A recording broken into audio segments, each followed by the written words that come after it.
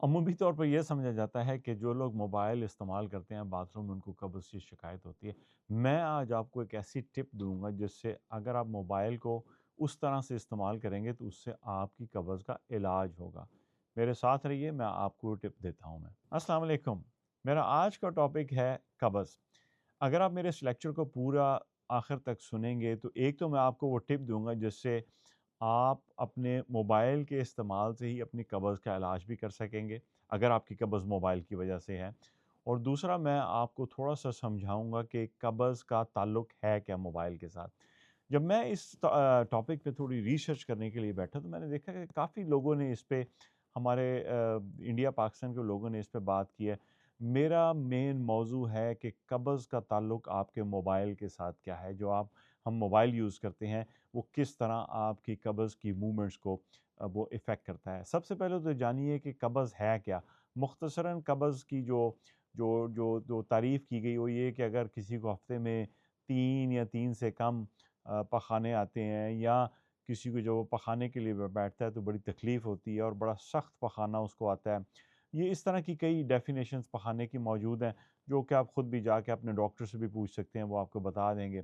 दूसरे नंबर पे जो हमने बात करनी है वो ये बात करनी है कि जब हम पखाने के लिए बैठते हैं तो उसका सिस्टम किस तरह से हमारे जिस्म के अंदर मौजूद है। कौन-कौन सी तब्दीलियाँ जो हमारे जिस्म में आती हैं जब हम पखाने के लिए बैठते हैं या जब हम पेशाब करने के लिए बैठते हैं। तो एक निज़ाम है हमारे जिस्म के अंदर, वो जब हम पखाने के लिए जाते हैं तो वो दिमाग को एक सिग्नल देना शुरू करता है कि अब हमने पखाने के लिए बैठना है। तो जो पखाने के जो मसल्स हैं, जो जो उस एरिया के जितने भी सॉफ्ट टिश्यूज़ हैं, उनको रिलैक्स करता है। जब वो रिलैक्स होते हैं तो वो पखाना या पेशाब जो है वो ख़ारिज होता है।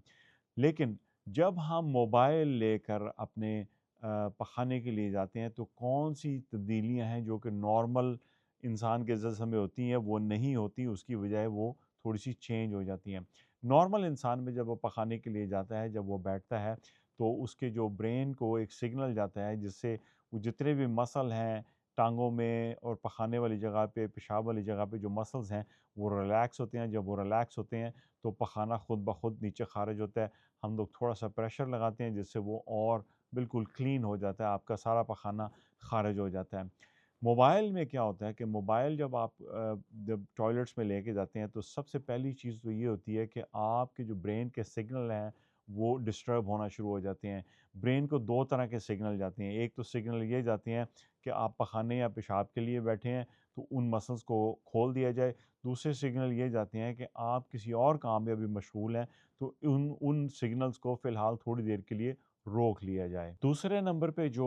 मोबाइल के साथ जब आप टॉयलेट में जाके बैठते हैं, उसका नुकसान ये होता है कि जब आप ज़्यादा देर के लिए बैठते हैं और आपके मसल्स वो रिलैक्स नहीं होते, तो उन मसल्स के ऊपर, उन खून की नालियों के ऊपर एक्स्ट्रा प्रेशर पड़ता है, जिसकी वजह से बवासीर या उस जैसे और कई अमराज़ हैं जो कि जन्म लेते हैं।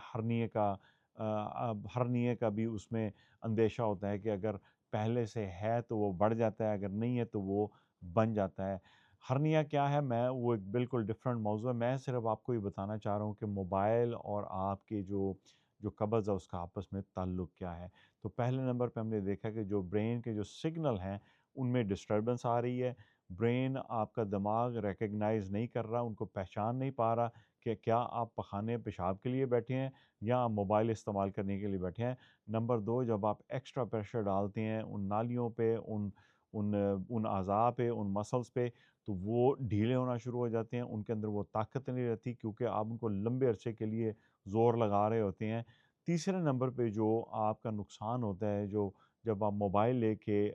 बैठते हैं पखाने या पेशाब के लिए, तो ये होता है कि आपको जब आप थोड़ी देर के लिए बैठते हैं, आपको पखाना नहीं आता, आपका पूरा अख़राज नहीं होता, आपको पेशाब नहीं आता, तो आप थोड़ा-सा आगे की तरफ, क्योंकि आपके जो पीछे हिप्स के चुथड़ों के जो मसल्स हैं, वो सुन्न होना शुरू हो जाते हैं। जब वो सुन्न होना शुरू हो जाते हैं, ये मैं उनको कह रहा हूँ जो वेस्टर्न टॉयलेट्स पे बैठते हैं, जो ज़मीन पे बैठते हैं, उनकी भी टाँगें थकनी शुरू हो जाती हैं, वो थोड़ा-सा आगे की तरफ झुकते हैं और जो वेस्टर्न टॉयलेट्स पे बैठते हैं, वो भी थोड़ा आगे, जब आप आगे की तरफ झुकते हैं, तो जो एंगल है, जिससे आपका वो जो जो जो पखाने की जो नाली है, जो कि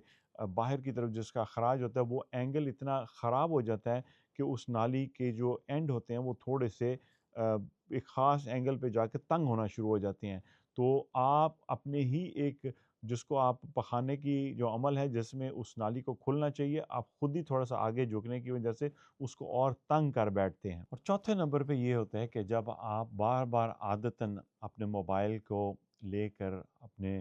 ٹوائلٹ میں جاتے ہیں تو آپ کے دماغ کو وہ سگنلز کنفیوز کر رہے ہوتے ہیں کہ میں نے اس وقت ٹوائلٹ استعمال کرنا ہے کہ میں نے اپنا موبائل استعمال کرنا ہے۔ ان سگنل کی کنفیوژن کی وجہ سے آپ کا دماغ صحیح طریقے سے یہ سوچ نہیں سکتا کہ آپ کس مقصد کے لیے یہاں پہ آئے ہیں۔ تو ان چاروں چیزوں کو یاد رکھیے، یہ ان چاروں چیزوں کا تعلق آپ کے موبائل کی جو ٹوائلٹ کے اندر استعمال ہے اس کی وجہ سے ہے۔ میں نے آپ کو شروع میں وعدہ کیا تھا کہ میں آپ کو بتاؤں گا کہ ایک ایسا طریقہ ہے جس کی وجہ سے آپ اپنے موبائل کو ٹوائلٹ کے اندر لے کے جا سکتے ہیں اور اسی موبائل کو آپ یوز کر سکتے ہیں جس سے آپ کا یہ